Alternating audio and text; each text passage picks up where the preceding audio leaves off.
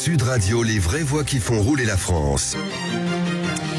On vous souhaite la bienvenue, on est ensemble jusqu'à 20h. Les voitures sans permis, on le vent en poupe. Longtemps cantonnées à une image de véhicules lents et marginaux, elles connaissent aujourd'hui un regain d'intérêt pour l'autonomie des jeunes, de la mobilité des seniors. Et elles séduisent aussi dans un contexte où la circulation en ville se réinvente. Et ensuite, sera-t-il possible d'être au 100% électrique en 2035, comme l'Europe l'exige? Réunion cruciale demain à Bruxelles. On en parlera avec Sylvain Resser, journaliste auto au Figaro, et Diane Strauss, directrice France de Transports et Environnement. Allez, on vous souhaite la bienvenue, on est ensemble jusqu'à 20h. Sud Radio, les vraies voix qui font rouler la France. Et donc Ligier, fabricant français de quadricycles, lance un inédit diesel dans sa gamme de légère. Un moteur thermique baptisé Revo D+, développe une puissance d'environ 8 chevaux. On va en parler bien entendu avec Romain Illegems qui est avec nous, directeur marketing des Ligier. Bonsoir, merci. Bonsoir à tous. D'avoir accepté notre invitation. Alors cette petite Ligier, bon, c'est quand même presque un fleuron français quand même. Ça fait des années que c'est là, et c'est vraiment le retour de ces petites voitures qu'on croyait un petit peu ringardes il y a quelques dizaines d'années, qui aujourd'hui sont très très très à la mode. Absolument, ouais. Alors, on peut dire déjà que c'est un fleuron français, oui, parce qu'effectivement on a une production en 100% en France, oui, sur Abray, donc du coup dans l'Allier. Oui, alors effectivement, l'histoire du sans permis maintenant a 45 ans. Nous, ça a débuté en 1980, un peu par hasard. En fait, on fabriquait des cabines pour des tracteurs, et puis on a décidé de mettre des roues. Et en fait, ça a fait des voitures sans permis. Et donc effectivement, à la base, c'était plutôt pour la cible traditionnelle, plutôt rurale. Et il y a eu plusieurs évolutions. D'abord l'ouverture avec cette réforme, cette législation européenne au plus de 16 ans. Et ensuite, effectivement, depuis désormais 2014, ouvert aux plus de 14 ans. Et là, ça a été effectivement l'ouverture, et ça a un peu remplacé les cyclomoteurs depuis. Et ça s'est fait en plusieurs vagues. D'abord par le sud, et puis ensuite ça s'est généralisé un peu partout en France. Mais elle s'est transformée aussi physiquement, c'est-à-dire que le design, au début c'était plutôt brut de décoffrage.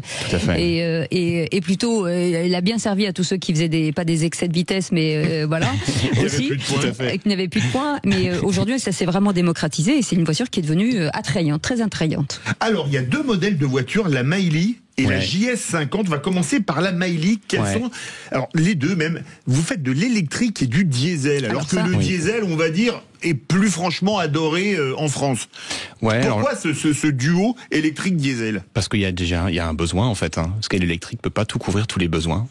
Nous, on a une typologie de clients qui est très diverse, à la fois donc les plus de 14 ans, les adolescents, jusqu'aux personnes rurales. On peut les conduire à partir de 14 ans. 14 ans, tout à fait. Et du coup, qui ont besoin de se déplacer, qui ont parfois besoin de se faire 150 km en voiture par jour, et pour cela, ils ont besoin d'un véhicule. Vous êtes censé savoir qu'effectivement, ce sont des petits véhicules, 425 kg maximum. On peut pas embarquer des grosses batteries, donc on a besoin des véhicules qui peuvent emmener loin nos clients. Et du coup, le thermique est encore aujourd'hui très fortement publicité.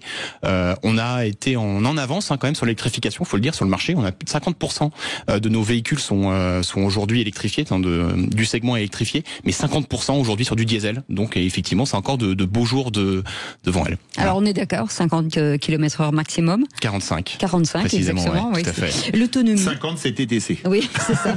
C'est dans le vent, avec le vent dans le dos. L'autonomie.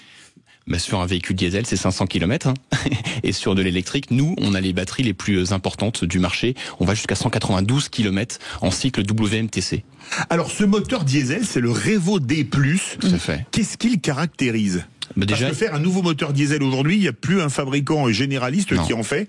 Comment vous l'avez fait? Sur le marché du sans permis, on est deux, à le faire. Donc on fait partie des constructeurs encore traditionnels, parce qu'il y a un marché, encore une fois, 50% de la clientèle plébiscite ces moteurs-là pour les bonnes raisons, parce qu'ils en ont vraiment besoin. Ils ont besoin de faire des kilomètres.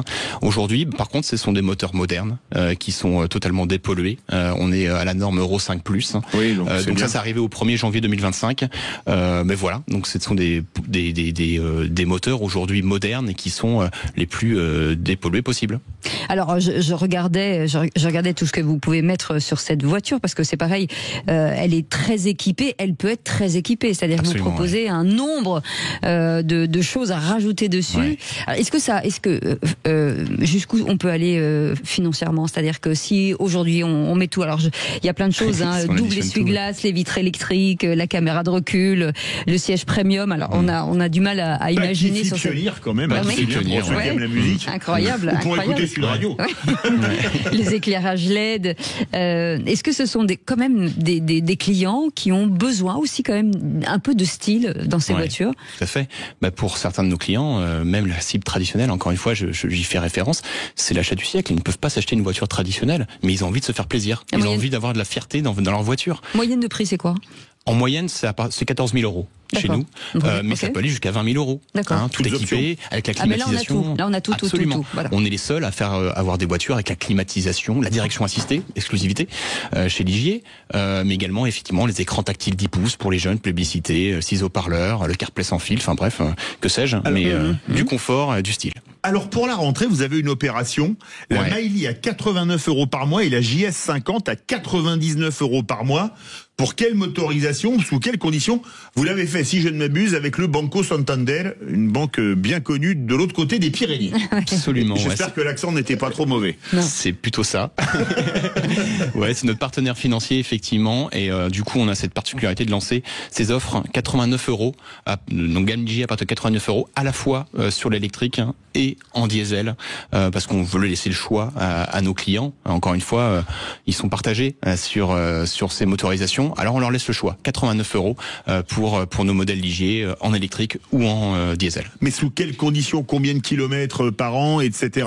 Alors c'est un contrat sur 2 ans, 10 000 kilomètres par an. En moyenne, c'est 7 000. Un conducteur de sans permis fait 7 000 kilomètres par an. Ce qui est déjà pas mal. Ce qui est déjà pas mal, parce que c'est 15 000 pour un thermique, je crois, en moyenne par an pour les Français. Donc ça doit être ça, ça doit être 15 000.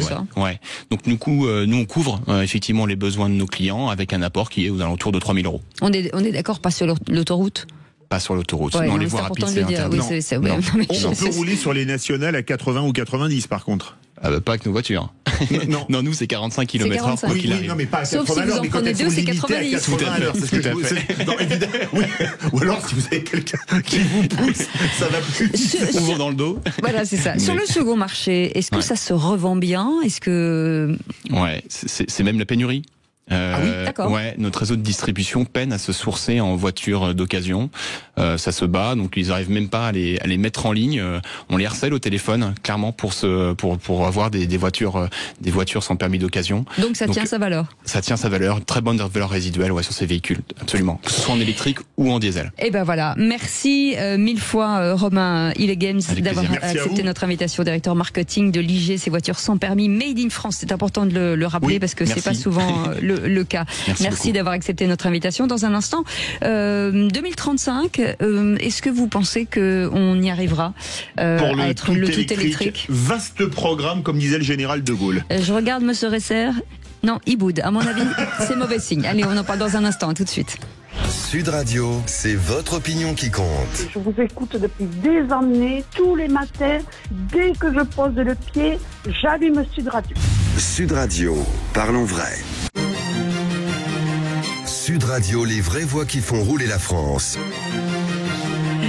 Sera-t-il possible d'être 100% électrique en 2035 comme l'Europe l'exige? On est avec Philippe David, on est ensemble jusqu'à 20h avec nos invités autour de cette table et Diane Strauss est avec nous, directrice France et Transport et Environnement. Bonsoir, merci d'être avec nous ici. Bonsoir. Et puis vous le connaissez bien à Sud Radio, Sylvain Resser, journaliste auto au Figaro. Bonsoir Sylvain. Bonsoir, et puis on a gardé Romain Hillegames qui est directeur marketing de Ligier. Donc j'ai envie de dire que cette échéance de 2035, on va commencer par vous, Sylvain Resser, de l'Europe qui l'exige, et il y a beaucoup de constructeurs qui sont quand même à la peine. Bah oui, dernièrement, pas plus tard que cette semaine au salon de Munich. Vous y étiez, je crois. J'y étais, exactement, et il y a un certain nombre de constructeurs, dont Mercedes, BMW, le groupe Stellantis, pour ne citer que les principaux, qui ont annoncé que... Ils ne tiendraient pas. Que ce serait pas possible. Pour différentes raisons. Alors il y a deux choses, il y a à la fois l'échéance de 2035 Et il y a la trajectoire de décarbonation, déjà avec un point d'étape à 2030, qui pour eux n'est pas envisageable. Donc ils demandent, c'était un peu le sens de la clause de revoyure qui avait été annoncée pour 2026. Et qui aura lieu demain. Et qui aura lieu, en tout cas, les discussions vont être entamées demain. Je ne sais pas si c'est encore la clause de revoyure, mais en tout cas... on étudie le dossier. On étudie le dossier pour voir si c'est envisageable ou pas. Diane Strauss, le 100% électrique à horizon, 9 ans, 3 mois et 19 jours, on va dire ça comme ça. Est-ce que c'est faisable industriellement pour vous ? C'est essentiel, je dirais. Parce qu'en fait, c'est plus qu'une politique climatique, c'est surtout une politique industrielle pour être sûr d'avoir une industrie automobile en Europe, parce qu'on sait que les emplois sur le thermique sont déjà partis, d'arriver à recréer des emplois sur la filière économique. Et donc, il faut donner filière électrique, merci. Et donc, il faut redonner un signal aux investisseurs. Il faut tenir bon sur 2035 pour créer une filière, que ce soit dans la conception et l'assemblage de voitures, mais aussi sur toute la filière de la batterie. Mais il faudra du temps. Du temps, on est en train de discuter au niveau européen de faire des voitures made in Europe et d'aider les voitures qui seront faites en Europe. Ce qui est sûr, c'est que si on dilue le signal, les constructeurs qui sont maintenant dans une phase de décision pour leur investissement futur vont plutôt investir dans du thermique parce que c'est plus rentable pour eux. Et là, vraiment, on sera sûr d'avoir raté le coche. Mais moi, je pense que dans cette affaire, en fait, on a oublié le client parce que finalement... C'est ce que j'allais dire. Il y a des constructeurs, il y a des équipementiers, mais à l'arrivée, il y a quand même un client qui achète une voiture. Et aujourd'hui, on voit que finalement, le marché européen est peu ou prou à 15% d'immatriculation de voitures électriques. En France, on est dans les mêmes fourchettes, 17%. Visiblement, le client, en tout cas, la grande partie de la clientèle des automobilistes n'est pas prêt à basculer à l'électrique. Mais vous parlez... Allez-y. Non, j'allais dire pour plusieurs raisons. D'abord l'usage et puis d'autres financièrement parlant. Les voitures sont encore chères. On nous annonce, alors peut-être que ça va changer l'année prochaine, on nous annonce les premières voitures autour de 25 000 euros, peut-être à 20 000 euros, mais ça va être des voitures, déjà des petites voitures, et qui vont avoir des petites autonomies. Donc, on va remplacer des voitures qui font beaucoup de choses, qui sont polyvalentes, par des voitures qui font presque rien. Et c'est là où est un peu le danger du marché l'année prochaine. Diane Strauss. En fait, la voiture électrique, elle va être moins chère pour les ménages à terme. On voit déjà des voitures électriques chinoises à 10 000 euros. Si vous comptez le coût de la recharge chez soi, c'est beaucoup moins cher. Ça devient très avantageux d'avoir une voiture électrique. En fait, s'entêter dans le thermique, c'est aussi s'exposer à beaucoup de risques géopolitiques. Parce qu'on ne connaît pas le coût du pétrole. Dans quelques années, on a vu que l'Iran avait été bombardé. Et au moins, sur l'électrique, on peut contrôler le prix de notre carburant. Oui, mais là, vous favorisez la Chine. C'est-à-dire que, est-ce que nous, on a les moyens d'abord de concurrencer les voitures chinoises, parce qu'on parle de voitures de 20 000 euros, elles sont pas du tout françaises en fait. Alors justement, c'est pour ça que c'est essentiel d'abord qu'on garde le 2035 et puis qu'on aide, qu'on fasse en sorte que l'objectif de 2035, ça se fasse avec des voitures made in Europe. Mais il y a souvent une confusion qui se fait entre l'idée que les constructeurs européens auraient du mal et que du coup l'Europe devrait les écouter. En fait, les constructeurs européens, leur objectif, c'est soigner leur marge financière. Les intérêts des constructeurs ne sont pas alignés avec les intérêts de l'Europe. C'est un peu normal, ils ont tellement souffert ces dernières années qu'à un moment donné, il faut rattraper aussi le temps perdu. En fait, quand on regarde les bénéfices qu'ils ont fait, ils ont fait des bénéfices assez intéressants les dernières années. Ils ont fait entre 5 milliards et 18 milliards de bénéfices dans les dernières années. Donc l'industrie et les constructeurs se portent plutôt bien. En réalité, les objectifs de l'Europe, c'est vraiment de faire en sorte de faire émerger cette industrie et qu'elle soit compétitive. Et donc, il y a beaucoup de conditions pour pouvoir la faire émerger et faire en sorte que la voiture électrique made in Europe soit accessible, donc faire des voitures plus abordables. Parce que c'est vrai que ces dernières années... On est un peu en train d'inventer une nouvelle dépendance, parce que finalement, on sort du pétrole, mais on rentre dans la dépendance à l'égard de la Chine, parce qu'aujourd'hui... les composants, les matières, les batteries, ça vient de la Chine. Très peu de souveraineté. Et on voit d'ailleurs l'Airbus de la batterie en France et en Europe, ça marche pas très bien pour le moment. Mais il y a une question que je me pose, je vais faire de la base politique. Vous étiez à Francfort, n'importe quoi, à Munich, c'est toujours en Allemagne, où il y a eu la fronde Mercedes, BMW, Stellantis.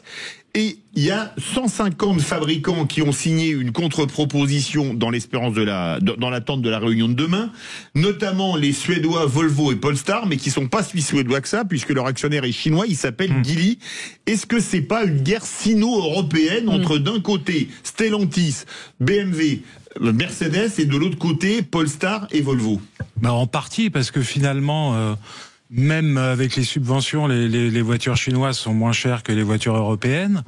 Les composants et les batteries, les moteurs, c'est made in China. C'est made in China. Donc effectivement, on est quand même assez dépendant de l'industrie chinoise. Et c'est pour ça que 2035, la question c'est pas 2035 ou pas 2035, c'est 2035 avec des voitures européennes ou avec des voitures chinoises. Et ce qui se discute actuellement à la Commission, c'est le contenu local, c'est-à-dire d'être sûr de pouvoir aider les entreprises qui ont des batteries européennes, des composants européens, pour vraiment recréer une industrie européenne de la voiture. Actuellement, on n'a plus, les emplois sont déjà partis. Mais qui va payer 15 ans, qui va payer ces subventions? Alors, c'est pas, ça peut être des subventions, ça peut aussi être. Milliards, en oui, nous, c'est bon. Nous, on ne peut plus. Quand vous regardez le marché du neuf, il y a 50% des ménages qui achètent des voitures, et puis l'autre 50%, ce sont des entreprises. Et les entreprises, elles peuvent acheter des voitures électriques, notamment des voitures électriques plus grosses, qui seraient made in Europe. Par exemple, on pourrait demander aux entreprises de privilégier ce type de voiture, ce qui crée un marché pour le véhicule made in Europe. Donc les conditions doivent être réunies pour cette date de 2035, mais elle est tout à fait atteignable. Mais il y a une question qui se pose, parler de Made in Europe. On voit aujourd'hui la France, qui était un des principaux producteurs automobiles au monde, n'est même plus dans les 10 premiers producteurs. Il faut quand même regarder les choses en face. Un pays comme la Thaïlande produit plus de voitures que nous.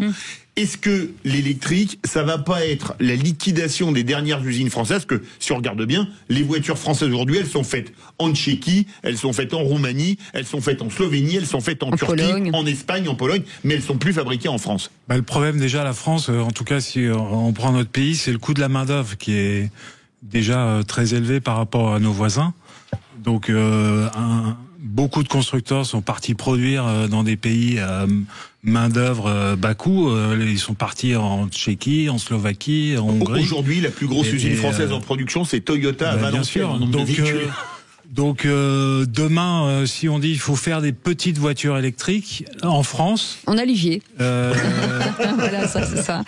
C'est pas sûr qu'on arrive à avoir des prix suffisamment compétitifs, parce qu'aujourd'hui, si on prend une R5 électrique, ça vaut quand même 30 000 euros. Qui est fabriquée en France. Alors on parle pas d'une voiture à 20 000 ou 15 000 euros ou 10 000 euros. Pardon, Romain Illegames, qui est avec nous, directeur marketing de Ligier, c'est un budget de rester français et de fabriquer français. C'est important de le dire. En matière de développement, c'est un coût. Absolument. Alors ça fait partie de notre ADN et clairement nous on a ce souhait-là et je pense qu'on peut tous le louer autour de la table effectivement de rester en France, mais effectivement c'est pas sur le challenge aujourd'hui. Effectivement on se bat tous les jours contre des constructeurs qui fabriquent du coup au Maroc. On va citer le concurrent direct. On voit de quelle usine vous parlez. Absolument. Et nous on a besoin d'aide. On a besoin d'être. Nous on source le plus possible nos composants en France. On a des batteries qui sont françaises. Aujourd'hui effectivement on a besoin de support du pouvoir public pour nous aider. Mais surtout vous pour sortir des tarifs qui sont attractifs. Absolument. Mais vous qui produisez tant du diesel, on en a parlé il y a quelques minutes, que de l'électrique, est-ce que cette nouvelle norme où c'est 2035 tu veux ou tu veux pas, est-ce que ça vous pose des problèmes industriellement? Alors nous, on n'est pas dans la même législation. Alors, non, vous n'êtes pas dans la même législation. Oui, vous n'êtes pas touché, vous, par... Mais on est prêt, en fait. On est prêt à faire le switch entre les... Mais après, effectivement, la question se pose de notre clientèle, des besoins. Aujourd'hui, on le voit, on a des produits compétitifs sur l'électrique et le thermique. Aujourd'hui, la clientèle se porte autant sur le thermique que l'électrique. Il faut les accompagner, il faut les aider. Ça prendra du temps. Et la technologie aussi, je pense, va évoluer sur les batteries, sur les autonomies. Mais il faut leur laisser du temps. Et puis encore une fois, il faut qu'on valorise ce Made in France pour nous aider à offrir des produits encore plus compétitifs. Mais Diane Strauss, directrice France et Transport et Environnement, on sent bien que les constructeurs aujourd'hui sont quand même, français en tout cas, sont un peu fragilisés. Il y a combien de voitures? 40 millions de voitures aujourd'hui, un parc vieillissant, extrêmement vieillissant. Est-ce qu'il n'aurait pas été plus malin de dire ok, on rajoute un peu d'années et on étale et on transforme toutes ces voitures qui aujourd'hui polluent plus que le reste, modeste, et on donne la possibilité aux Français de pouvoir changer de voiture. Est-ce qu'il fallait pas commencer par ça, ce nettoyage finalement du parc vieillissant? En fait, il faut savoir qu'une voiture... Il y a plus d'11 ans de moyenne d'âge par voiture, faut-il le rappeler. Merci. Tout à fait. Une voiture, elle va avoir 15 ans de vie. Donc là, quand on vend une voiture thermique aujourd'hui, elle va rester 15 ans sur le marché. On a des technologies électriques qui sont très performantes maintenant, avec des autonomies intéressantes.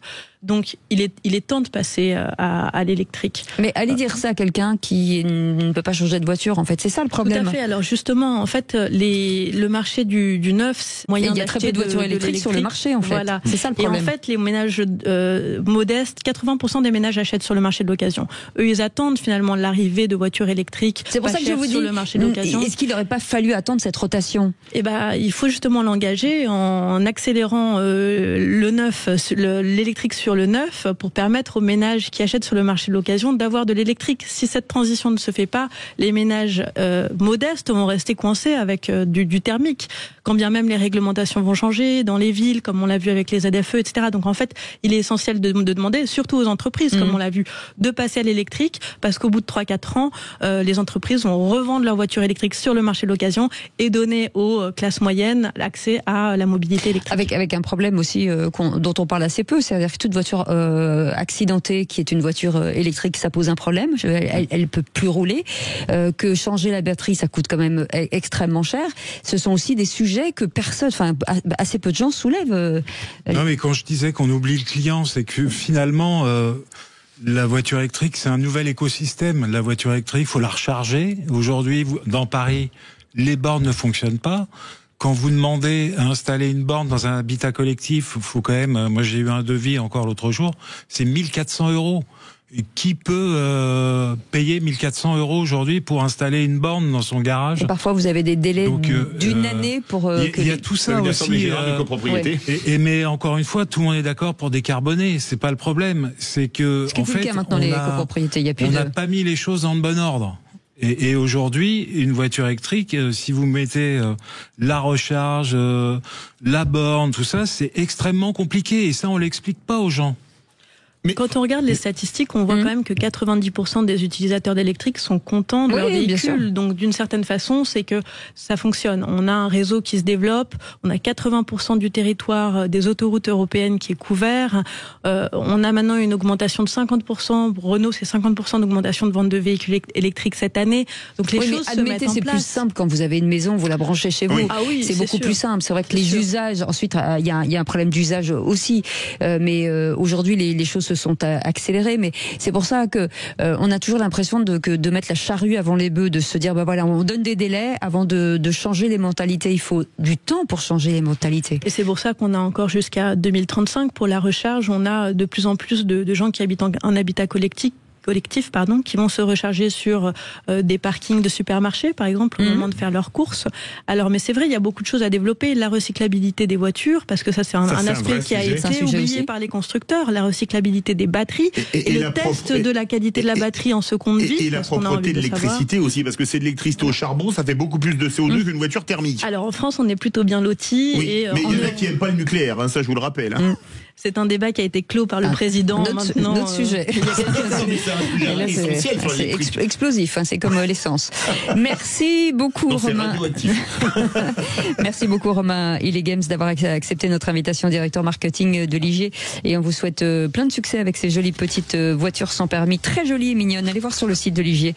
C'est français. La JS50 et nous, on aime bien quand c'est français. Merci beaucoup, Diane Strauss, directrice France de Transport et Environnement. Et merci beaucoup, c'est Sylvain Rissard, hein, Risser, c'est notre copain, journaliste auto, au Figaro. Merci beaucoup. Merci. Allez, vous restez avec nous dans un instant. On vit pas dans la même France avec Magali Berda au programme Omar Afouche, pianiste, compositeur et homme d'affaires face à Romain Eskenazi, député PS du Val d'Oise. La France déteste-t-elle ses riches? 0826 300 300 et nous on vous retrouve demain à partir de 18h pour les vraies voix avec un immense plaisir. Et pour vous souhaiter un très bon week-end. Passez une très belle soirée. Merci Maxime, merci Magid, merci beaucoup Aude, merci Justine et merci Baptiste pour nous avoir aidé à préparer cette émission. Passez une très belle soirée. Salut, à demain. Sud Radio. Sud Radio. Parlons vrai. Parlons vrai. Sud Radio. Parlons vrai.